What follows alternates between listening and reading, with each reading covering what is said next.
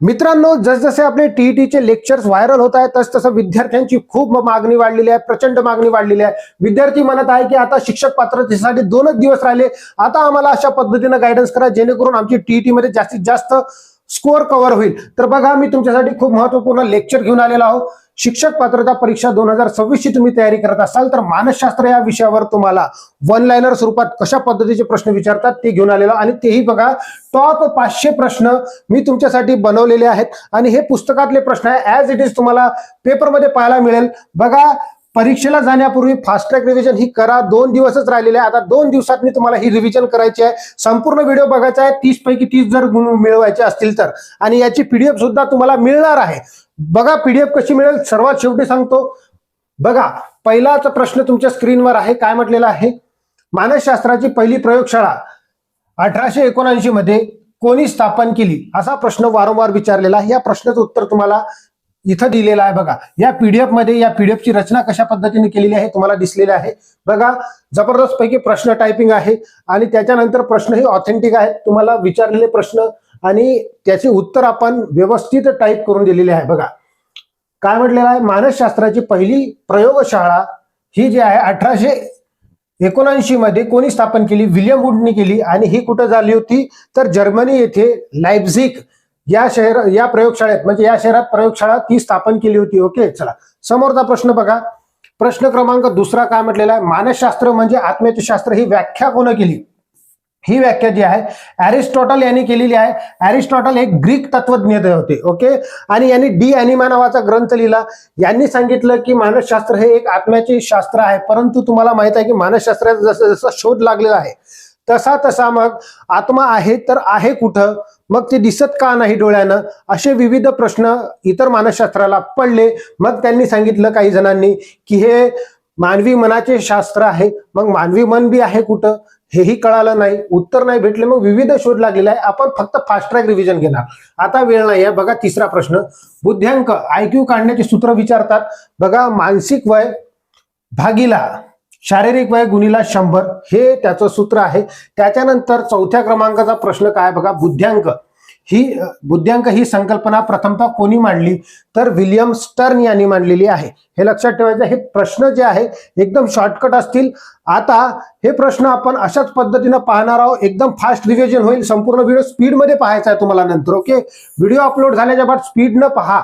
Okay, चला बघा, अध्ययनाचा विस्तार मोजण्यासाठी कोणते साधन वापरतात, तर याला आपण अध्ययनाचा विस्तार म्हणजे विस्तार मोजण्यासाठी बघा स्टॅचिस्टोस्कोप आपण वापरत असतो, हे लक्षात ठेवायचं आहे। ओके, बघा असेच प्रश्न मी घेणार आहोत। संपूर्ण व्हिडिओ तुम्ही बघा। तत्पूर्वी जर तुम्ही चॅनलवर नवीन आले असाल तर चॅनलला सबस्क्राईब करा, आणि पीडीएफ कुठे मिळणार मी सर्वात शेवटी सांगणार आहोत। ओके, चला बघा काय म्हटलेलं आहे। 6वा प्रश्न, अध्ययन म्हणजे वर्तनात होणारा कायमस्वरूपी बदल, ही व्याख्या कोणाची होती, तर ह्या व्याख्येवरही प्रश्न आपल्याला वारंवार विचारतात। ही गेट्सची व्याख्या होती। आता याला व्याख्या बऱ्याचशा आहेत तर तुम्हाला लक्षात राहत नाही, मग तुम्हाला काय करायचं, कसा अभ्यास करायचा, कारण मी तुम्हाला अभ्यास सांगतो कशा पद्धतीने करायचा शॉर्ट मध्ये, कारण मी दोन्ही पेपर 2 वेळेस क्वालिफाय असल्यामुळे मला माहित आहे की आपल्याला काय करायचं आहे। तर हे कायमस्वरूपी बदल बघा लक्षात ठेवायचा, आणि कायमस्वरूपी बदल कुठे झाला, गेटवर झाला, अशा पद्धतीने लक्षात ठेवायचं आहे। बघा, अध्ययन म्हणजे वर्तनात होणारा कायमस्वरूपी बदल हे कुठं झाला, गेटवर झाला, अशा पद्धतीने लक्षात ठेवा। आपल्याला काय लक्षात ठेवण्याची घेणं देणं आहे आता। बघा त्याच्यानंतर 7वा प्रश्न काय म्हटलेला आहे बघा, अध्ययन वक्रातील प्रगती थांबलेल्या अवस्थेला काय म्हणतात। हेही प्रश्न खूप वेळेस आलेला आहे, खूप वेळेस टीईटी मध्ये रिपीट झालेला आहे, आणि सर्वांनाच हा प्रश्न एवढा पाठ झालेला आहे, नवीन विद्यार्थी सुद्धा या प्रश्नाला सांगू शकतो। याला म्हणतो आपण पठारावस्था। अध्ययन वक्र असेल, त्याच्यानंतर अध्ययनावर परिणाम करणारे घटक कोणते आहेत, सर्व प्रकारचे मानसशास्त्राचे सर्व प्रश्न आपण या पीडीएफ मध्ये घेतलेले आहे। ओके, चला त्यानंतर बघा 8वा प्रश्न, पठारावस्था येण्यापूर्वी मुख्य कारण कोणते असते। आता पठारावस्था येण्यासाठी, आता तुम्ही शिक्षक होणार आहात तर तुम्हाला विद्यार्थ्यामध्ये पठारावस्था निर्माण नाही झाली पाहिजे, यासाठी तुम्हाला काय करायचं आहे बघा, त्यांना थकवा येऊ द्यायचा नाही, अशा पद्धतीचं अध्यापन नाही करायचा, कंटाळवाना अध्यापन बिलकुलच नाही करायचं आहे। त्याच्यानंतर चुकीच्या पद्धती वापरायच्या नाही, जेणेकरून विद्यार्थी गोंधळात पडतील, आणि एकदा गोंधळात पडलं तर मग पठारावस्थेतून बाहेर येणं म्हणजे थोडंसं कठीण जाते। ओके, मग हे लक्षात ठेवायचं आहे तुम्हाला। त्याच्यानंतर बघा 9व्या क्रमांकाचा काय म्हटलेला आहे, थॉर्नडाईकने अध्ययनाचे मुख्य किती नियम सांगितलेले आहे। तर बघा लक्षात घ्या, इथं संतोष झालेला आहे, इथं काय आहे परिणामाचा नियम, परिणामाचा नियम. आता हे टायपिंग मिस्टेक असते पण टेन्शन नका घेऊ. बघा काय म्हटलेलं आहे, तर सज्जतेचा नियम, सरावाचा नियम आणि परिणामाचा नियम. ओके, याला मी कव्हर करून घेईल, क्लिअर करून घेईल. त्याच्यानंतर बघा प्रश्न क्रमांक 10. बघा अध्ययनाचे, बघा थॉर्नडाईकने अध्ययनाचे मुख्य 3 नियम सांगितले होते. कोणते कोणते, तर सज्जतेचा नियम, सरावाचा नियम आणि परिणामाचा नियम. याच्यावरही भरपूर वेळेस प्रश्न तुम्हाला विचारलेले आहे. मग कोणते IMP आहे तेही सांगा लागलो मी तुम्हाला. ओके, समान घटक उपपत्ती हेही खूप वेळेस आलेलं आहे. समान घटक उपपत्ती ही एडवर्ड थॉर्नडाईकने मांडलेली आहे, लक्षात ठेवायचं आहे. चला समोर जाऊया. बघा थॉर्नडाईकने कोणावर प्रयोग केला होता, तर मांजरीवर प्रयोग केला होता. समजलं की नाही. समोरचा प्रश्न, सामान्यीकरण उपपत्ती, याला काय म्हणतो आपण, सामान्यीकरण उपपत्ती कोणाची होती, तर बघा लक्षात घ्या, ही होती SC जड. ओके, हे जूड झालं, जडची होती. ओके, सामान्यीकरण उपपत्ती. त्याच्यानंतर बघा ह्या उपपत्त्या विचारतात दुसऱ्या बी. द्विघटक उपपत्ती, आपण 2 फॅक्टर बुद्धिमत्ता उपपत्ती ही कोणाची होती, तर स्पियरमनची होती. ओके, कोणाची होती, स्पियरमनची होती द्विघटक उपपत्ती. त्याच्यानंतर बघा 13व्या क्रमांकाचा प्रश्न, अनेक घटक उपपत्ती म्हणजे ग्रुप फॅक्टर, त्याला काय म्हणतो आपण, बुद्धिमत्ता उपपत्ती कोणी मांडली, ती थर्स्टनने मांडली. ओके, ग्रुप कोणाचा होता, तर थर्स्टनचा होता. लक्षात ठेवा, अनेक घटक कोणाचे होते, तर ते थर्स्टनचे होते. त्याच्यानंतर बघा 14व्या क्रमांकाचा प्रश्न, प्रयत्न व प्रमाद म्हणजे ट्रायल अँड एरर मेथड कोणाची होती, तर हे थॉर्नडाईकची होती. बघा प्रयत्न व प्रमाद पद्धती आपण त्याला म्हणतो. समजलं. आता प्रयत्न करता करता व्यक्ती शिकत असतो. मग याचे नफा आणि तोटा हे सर्व काही आपण पाहिलेलं आहे. नफे कोणते होते, तोटे कोणते होते, ट्रायल आणि एरर मेथडचे आपल्याला हे विचारतात वैशिष्ट्य. ओके, चला त्याच्यानंतर बघा 15व्या क्रमांकाचा प्रश्न, अभिजात अभिसंधान पद्धत. बघा काय म्हटलेलं आहे, तर अभिजात अभिसंधान पद्धत ही जी आहे, ही उपपत्ती कोणाची आहे, इव्हॉन प्यावलॉव यांची आहे. इव्हॉन प्यावलॉव यांची आहे. बघा यामध्ये इंग्लिश मध्येही तुम्हाला दिलेलं आहे, तर लक्षात ठेवायचा, यांनी कुत्र्यावर प्रयोग केलेला आहे.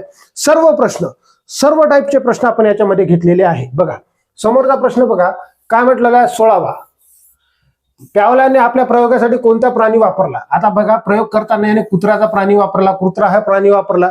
त्याच्यानंतर नैसर्गिक चेतक, त्याच्यानंतर नैसर्गिक चेतक आणि नैसर्गिक प्रतिक्रिया भेटली. मग नैसर्गिक चेतकासोबत कृत्रिम चेतक जोडलं, त्याच्यातूनही नैसर्गिक प्रतिक्रिया मिळाली. त्याच्यानंतर बघा कृत्रिम चेतक त्याच्यातून काढून टाकलं. ओके, म्हणजे नैसर्गिक चेतक काढून टाकला, मग कृत्रिम चेतकच ठेवला, तर नैसर्गिक प्रतिक्रिया त्याच्यामध्ये मिळाली. हे डिटेलमध्ये आपण आपल्या लेक्चर्समध्ये पाहिलेलं आहे. बघा टीईटीचा कोर्स आपण फ्रीमध्ये युट्यूबवर दिलेला आहे. टीईटीचा प्लेलिस्ट मध्ये जायचा आहे, कोर्स चेक करायचा आहे तुम्हाला. हा फ्रीमध्ये तुम्हाला कोर्स पाहायला मिळेल. संपूर्ण कोर्स पाहून घ्या, एकदम स्पीडनं पाहायचा. आता दिवस नाही टाइमपास करायला, फर्स्ट सन्नन एकदम स्पीडनं चालू द्या. ओके, चला त्याच्यानंतर 17व्या क्रमांकाचा काय म्हटलेला आहे, साधक अभिसंधान. साधक अभिसंधान म्हणजेच बघा हे BF स्किनर यांनी मांडलेलं आहे. कबुतरावर प्रयोग केला, हे लक्षात ठेवायचं आहे. कबूतर साईडला लिहून ठेवायचं. ओके, आता जर ज्याला PDF पाहिजे असेल त्यांनी मला काय करायचं, नंतर तुम्हाला काय करायचं ते सांगतो. PDF पाहिजे असेल, कशावर प्रयोग केला, त्यानं कुत्र्यावर प्रयोग केला. आता याने काय केलं, कबूतर, इथं लिहून ठेवायचं कबूतर, म्हणजे 2 वेळेस तुमचं वाचणं होते, 3 वेळेस वाचणं होते. समजलं. त्याच्यानंतर बघा 18व्या क्रमांकाचा काय म्हटलं, मर्मदृष्टीमूलक अध्ययन उपपत्ती कोणाची आहे, तर ती कोहलरची आहे. याने चिंपांजीवर प्रयोग केला. तुम्हाला माहित आहे मर्मदृष्टीमूलक म्हणजेच समस्याचा एक समग्र विचार करणे, कोणत्याही समस्येचा समग्र विचार करणे आणि त्याच्यावर उपाययोजना सुचवणे म्हणजेच काय, मर्मदृष्टीमूलक होय. 19व्या क्रमांकाचा बघा काय म्हटलेला, कोहलरने प्रयोगासाठी वापरलेल्या चिंपांजीचे नाव काय होते, तर हे सुलतान नाव होते. काय नाव होते त्याचे, सुलतान नाव होते. त्याच्यानंतर बघा 20वा प्रश्न काय म्हटलेला आहे, तर विस्मरणाचे प्रायोगिक संशोधन कोणी केले, तर एबिंगहॉस यांनी केले. कशाचे, तर विस्मरणाचे प्रायोगिक संशोधन कोणी केले, एबिंगहॉस यांनी केलेले आहे. अशा पद्धतीने आपण 20 प्रश्न पाहिले. बघा आणखी बी प्रश्न आहेत, तत्पूर्वी हे समजून घ्या की अँबिशन अकॅडमी पुसद तर्फे बघा शिक्षक पात्रता परीक्षा 2026 मानसशास्त्र टॉप 500 प्रश्न. आता बघा मी हे तर पहिले प्रश्न दिलेले आहे. ओके, प्रश्न ऍज इट इज टाईप केलेले आहेत. टाईप केल्याच्या बाद मी याचे MCQ सुद्धा बनवलेले आहेत, जेणेकरून तुम्ही ज्यावेळेस हे वाचाल आणि वाचल्याच्या बाद MCQ तुम्हाला सोडवायला प्रॅक्टिससाठी पण दिलेलं आहे. ओके, आणि MCQ सोडवल्याच्या बाद त्याच्या खाली त्याचं उत्तर पण दिलेलं आहे. म्हणजे ही PDF तुमच्यासाठी खूप महत्वाची ठरणार आहे शेवटच्या 2 दिवसात.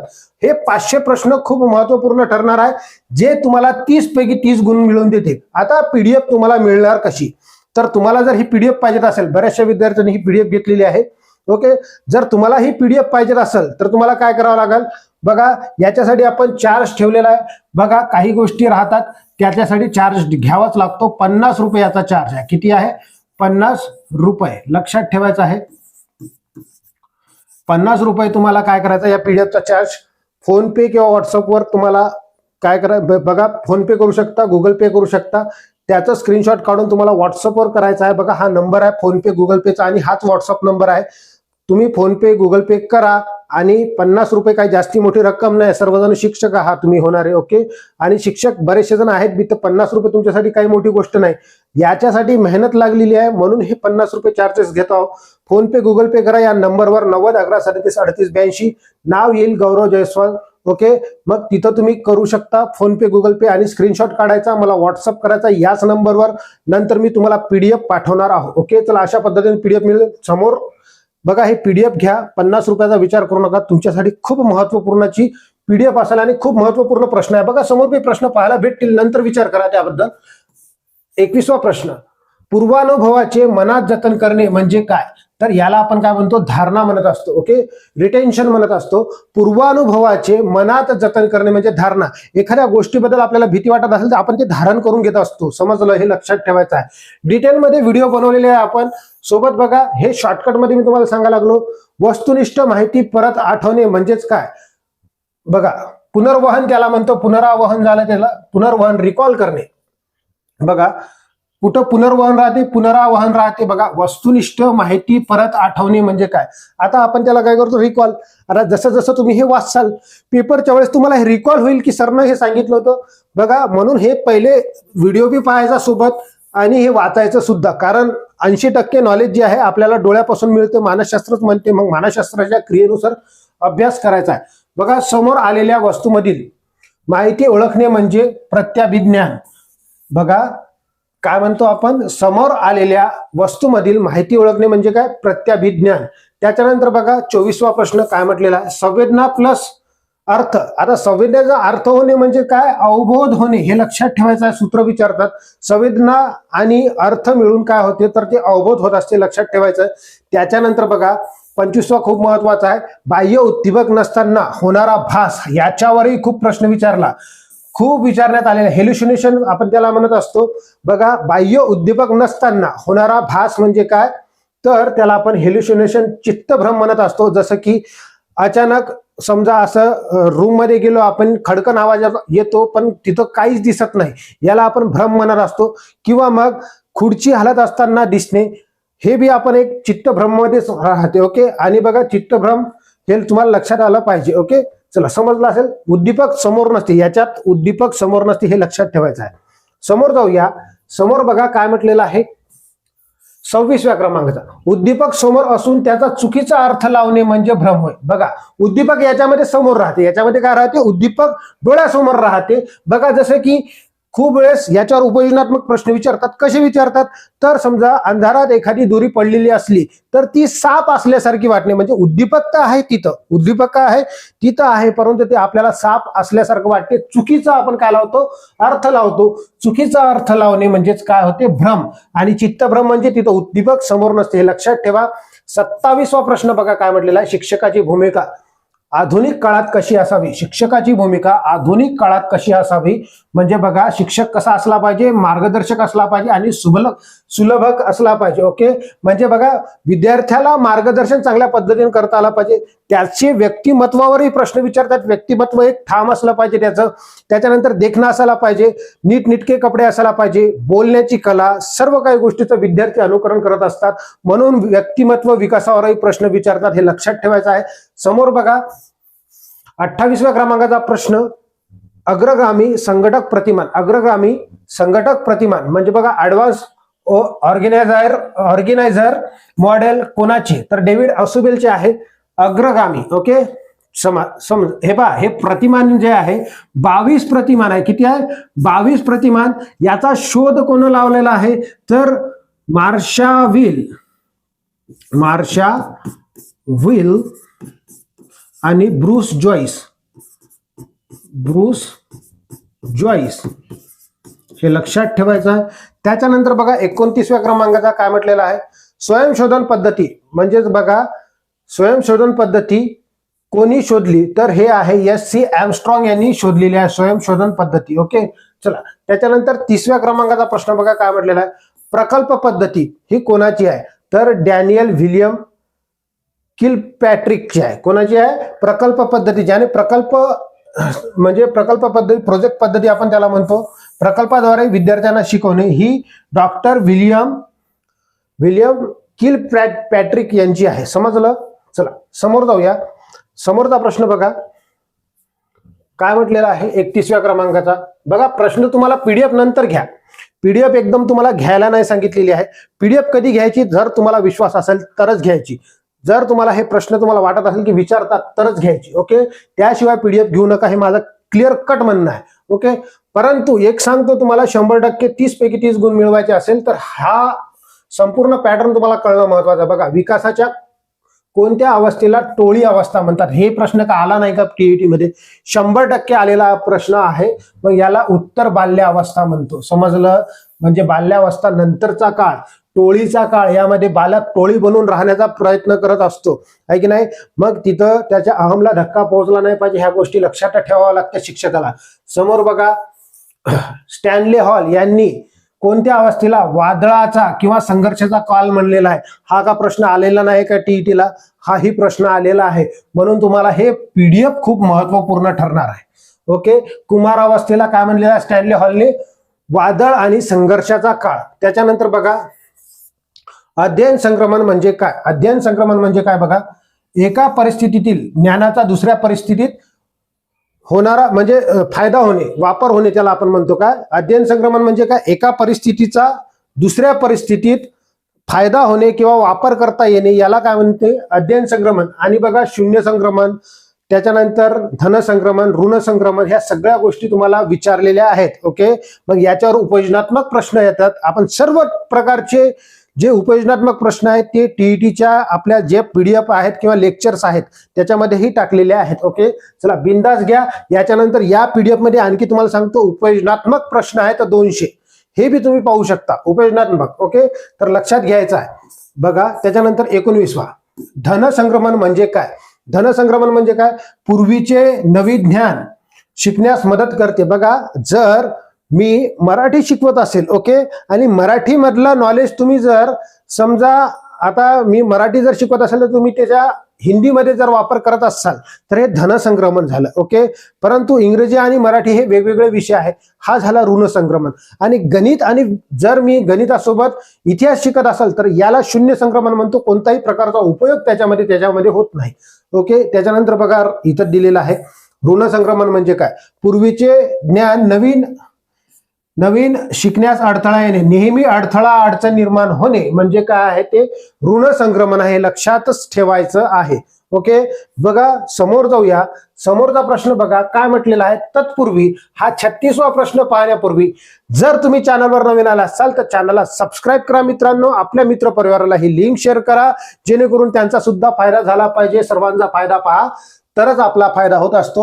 बघा काय म्हटलेलं आहे, स्मृतीचे प्रमुख 3 प्रकार कोणते, तर कोणते प्रकार, वेदनिक, अल्पकालीन आणि दीर्घकालीन स्मृती, अशा विविध प्रकार सुद्धा पडतात, ते लक्षात ठेवायचं. त्याच्यावरही प्रश्न विचारलेला आहे. 37वा प्रश्न बघा, विस्मरण म्हणजे काय. विस्मरण म्हणजे बघा धारणा केलेल्या माहितीचा लोप होणे. विस्मरण म्हणजे काय, जे आपण घेतलेली ग्रहण केलेली गोष्ट आहे तिचा काय होणे, लोप होणे, विसरणे, विसर पडणे त्याला म्हणतो. त्याच्यानंतर बघा 38वा क्रमांकाचा, धारणेवर परिणाम करणारा सर्वात महत्वाचा घटक कोणता आहे, अर्थपूर्णता किंवा अध्ययन पद्धती. धारणेवर परिणाम कोणता घटक करते, तर हे बघा धारणेवर परिणाम करणारे घटक, बुद्धिमत्तेवर परिणाम करणारे घटक, वर्तनावर परिणाम करणारे घटक, अध्ययनावर परिणाम करणारे घटक, याच्यावर प्रश्न विचारतात. त्याच्यानंतर बघा 39वा प्रश्न, प्रतिमा म्हणजे प्रत्यक्ष वस्तू समोर नसताना तिचा मनात संवेदनिक अनुभव, हे लक्षात ठेवायचं आहे. ओके, चला त्याच्यानंतर बघा काय, तर कल्पना म्हणजे काय, तर स्मृतीतील प्रतिमेमध्ये फेरफार करून नवीन सृजन करणे. नवीन सृजनात्मक गोष्टी आपल्याला चित्राच्या स्वरूपात दिसणे किंवा मग आपण त्याला काय करणे, एक वाव देणे, आपल्या म्हणजे आपण इमॅजिनेशन म्हणतो, विचाराला वाव देणे आपण त्याला म्हणत असतो. समजलं.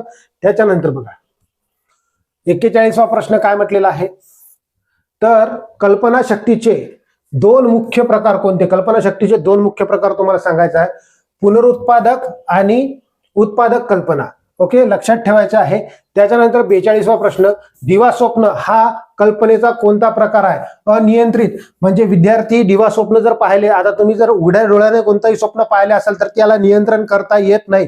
जर तुम्हाला असं वाटत असेल की तुम्ही कलेक्टर झाले किंवा मग पंतप्रधान झाले, तुम्ही हे करील ते करील, मग तुम्ही त्याच्यात रमून जाता. समजलं. हे लक्षात ठेवायचं आहे. तुम्हीच नाही तर सर्वच जण रमून जातात. बघा त्याच्यानंतर प्रेरणा. प्रेरणा शब्दाची उत्पत्ती कोणत्या लॅटिन भाषेपासून झालेली आहे, तर याला आपण काय म्हणतो, मोवेरे. ओके, मोवेरे पासून ती झालेली आहे. ओके, त्याच्यानंतर प्रेरणेवरील प्रश्न विचारतात. बघा भूक हानी. ओके, भूक आणि हानी आहे, त्याला भूक हानी या कोणत्या प्रकारच्या प्रेरणा आहेत, भूक किंवा हानी.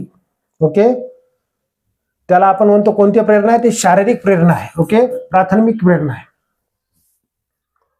चला त्याच्यानंतर बघा 45वा, बघा आत्मसन्मान ही कोणत्या प्रकारची प्रेरणा. आत्मसन्मान ही सामाजिक किंवा दुय्यम प्रेरणा आहे. बघा तुमच्या आत्मसन्मानाला ठेस नाही पोहोचायला पाहिजे, कुठून नाही पोहोचत तर ते सामाजिकतेपासून तुम्हाला हे लक्षात ठेवायचं. सामाजिक लोकांपासून किंवा मग प्रतिष्ठेपासून आपल्याला काय पाहिजे, तर आत्मसन्मान पाहिजे असते, हे लक्षात ठेवायचं आहे. समोर जाऊया. बघा अजूनही प्रश्न आहेत, तर तत्पूर्वी तुम्हाला परत एकदा सांगतो की ही पीडीएफचं महत्व तुम्हाला खूप महत्वाचं राहणार आहे. मी तुम्हाला परत एकदा सांगायला लागलो, तर अँबिशन अकॅडमीची ही पीडीएफ जर तुम्हाला पाहिजे असेल, शिक्षक पात्रता 2026 ची तुम्ही तयारी करत असाल, तर मानसशास्त्र या विषयावर मी टॉप 500 प्रश्न बनवलेले आहे, वन लाइनर, त्यासोबत उपयोजनात्मक, त्यासोबत तुम्हाला जर पाहिजे असेल तर त्याच्यामध्ये एमसीक्यू सुद्धा टाकलेले आहेत, जे तुम्ही वाचल्याच्या नंतर प्रॅक्टिस करू शकता. ओके, आता तुम्हाला जर 30 पैकी 30 गुण मिळवायचे असतील आणि ही पीडीएफ जर तुम्हाला हवी असेल, तर तुम्हाला काय करायचं आहे, तर 50 रुपयाचा चार्ज आहे. 50 रुपये जास्त रक्कम नाही आहे, परत सांगा लागलो. 50 रुपये तुम्हाला फोन पे किंवा गुगल पे या नंबरवर करायचे आहे. त्याचा स्क्रीनशॉट काढायचा आणि व्हॉट्सअपवर पाठवायचा आहे. तुम्हाला फोनपेवर हा नंबर, माझा हे नाव येईल. ओके, हा नंबर आहे, याच नंबरवर तुम्हाला काय करायचं आहे, व्हॉट्सअप करायचा आहे. जराही वेळ करू नका, लगेच पीडीएफ घ्या आणि आपल्या तयारीला सुरुवात करा. ओके, काही अडचण आल्यास त्या नंबरवर संपर्क सुद्धा साधू शकता. बघा त्याच्यानंतर बघा 46वा प्रश्न काय म्हटलेला आहे, स्टर्न यांच्या बुद्ध्यांक कल्पनेत सुधारणा करून बुद्ध्यांक सारणी कोणी दिली. बघा लुईस टर्मन यांनी दिली. ओके, चला बुद्ध्यांक सारणी कोणी दिली, तर लुईस टर्मन यांनी दिली. त्याच्यानंतर 47वा प्रश्न, 70 पेक्षा कमी बुद्ध्यांक असलेला काय असतो. बघा 70 पेक्षा कमी असलेला मतिमंद किंवा अल्पबुद्धी आपण त्याला म्हणत असतो. आता हे बुद्ध्यांकाचे विविध मानसशास्त्रज्ञांनी विविध मांडलेले आहे, परंतु ती तुम्हाला फडके प्रकाशनमधून लक्षात ठेवायचं आहे. त्याचा फोटो असेल तर इंटरनेटवर भेटू शकतो तुम्हाला. त्याच्यानंतर बघा काय म्हटलेलं आहे, 40 पेक्षा जास्त बुद्ध्यांक असेल, 140 पेक्षा जास्त बुद्ध्यांक असेल तर त्याला प्रज्ञावंत किंवा कुशाग्र बुद्धी म्हणत असतो, लक्षात ठेवायचं आहे. ओके, चला त्याच्यानंतर 49वा, विचार प्रक्रियेचे महत्व साधन कोणते आहे, तर भाषा आणि संकल्पना. भाषेद्वारे आपण विचार आणि संकल्पना मांडू शकतो. समजलं. त्याच्यानंतर 50वा प्रश्न काय म्हटलेला आहे, अभिसारी विचार. अभिसारी विचार म्हणजे काय, तर एकाच अचूक आणि पारंपरिक उत्तराकडे जाणारा विचार. एकाच अचूक आणि पारंपरिक उत्तराकडे जाणारा विचार. अशा पद्धतीने आपण या पहिल्या भागामध्ये 50 प्रश्न पाहिलेले आहे. समोरचा भाग लवकर अपलोड करायचा का, हेही तुम्ही कमेंट बॉक्समध्ये टाका. लवकरात लवकर मी तुम्हाला देणार आहोत समोरचा भाग सुद्धा, परंतु तुम्ही कमेंट बॉक्समध्ये टाका हा व्हिडिओ तुम्हाला कसा वाटला, हे प्रश्न कसे वाटले, आणि तुम्हाला पीडीएफ पाहिजेत का. पीडीएफ पाहिजेत असेल तेही कमेंट बॉक्समध्ये टाका, आणि तुम्हाला पीडीएफ कशी वाटली तेही कमेंट बॉक्समध्ये टाका. तुम्हाला येत्या टीईटी मध्ये भरपूर मार्क मिळतील. ही पीडीएफ एकदा घेऊन घ्या. 50 रुपये जास्त मोठी रक्कम नाही, एवढा खर्च करता. थोडंसं जर विचार केला तर तुमचा फायदा होऊ शकतो आणि टीईटी तुम्ही क्लिअर होऊ शकता. मेहनत नंतर वाया जाणार नाही, हे लक्षात ठेवा. त्याच्यानंतर हा व्हिडिओ तुम्हाला आवडला असेल, व्हिडिओला लाईक करा. चॅनलवर नवीन आले असेल चॅनलला सबस्क्राईब करा. आपल्या मित्र परिवाराला ही लिंक शेअर करा. भेटूया आपण समोरच्या व्हिडिओमध्ये. धन्यवाद.